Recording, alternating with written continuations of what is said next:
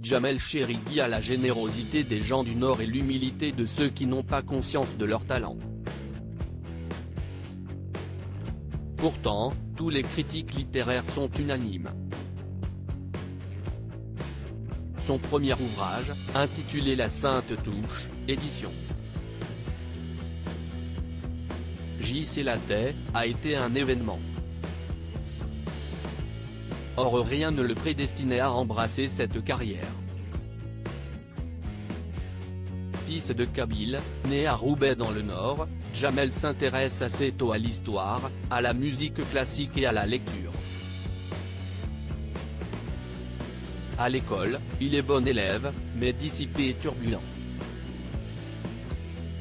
J'avais des capacités, mais dès qu'il a fallu fournir un effort, en classe de première, j'ai arrêté l'école.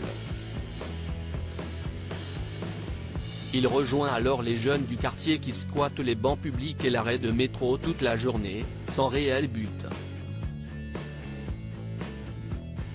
On fumait, on buvait, on jouait aux cartes. On se racontait des histoires de gangsters et on parlait des derniers coups effectués par les figures locales du banditisme. Pour gagner de l'argent, on volait, on dealait un peu mais, moi, je n'étais pas doué, raconte Jamel Cherigui, qui sentait que sa place était ailleurs. Entre les pâtes et la lessive, Jamel dévore Houellebecq, Proust, Zola, Hugo, Diderot. Durant 10 ans, le jeune homme s'enfonce doucement dans la drogue et l'errance. Par moments, il travaille comme commis dans l'épicerie du père d'un ami. Ce petit boulot m'a donné les bases de mon futur travail.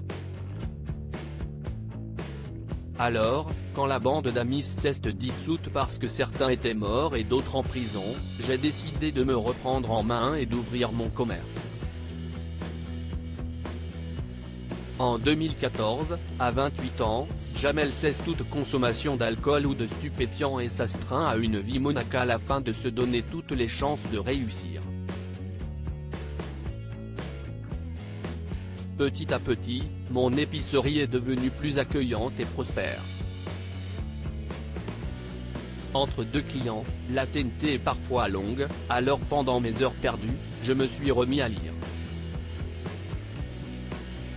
Un jour, dans le rayon d'un supermarché, son regard est attiré par la couverture d'une biographie de Napoléon écrite par Max Gallo. La découverte de ce livre a été fantastique. Je vivais par procuration l'épopée de ce personnage, l'incroyable réussite d'un homme simple devenu empereur. Ça me donnait de la force pour moi-même réussir. Jamel Cherigui, j'ai reçu un contrat d'édition dans la journée. C'était irréel. Derrière son comptoir, entre les paquets de pâtes et les barils de lessive, Jamel Cherigui dévore alors les romans de Houellebecq, Proust, Zola, Hugo, Balzac ou encore Diderot. Et il y a 2 ans, il décide de se lancer lui aussi dans l'écriture.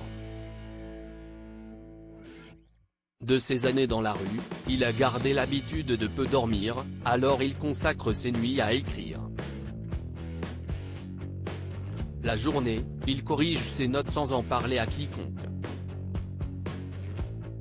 En janvier 2020, il envoie son manuscrit aux 10 plus importantes maisons d'édition françaises, sans grand espoir. Mais 3 semaines plus tard, il reçoit un coup de fil inespéré des éditions J.C. Lattès, très intéressés par son livre. J'ai reçu le contrat d'édition dans la journée. C'était irréel. Depuis, le premier roman de l'épicier est un tel succès qu'il a été réimprimé plus de 10 fois. Et les médias le courtisent, comme la prestigieuse émission littéraire La Grande Librairie à laquelle il a participé. Une vraie success story.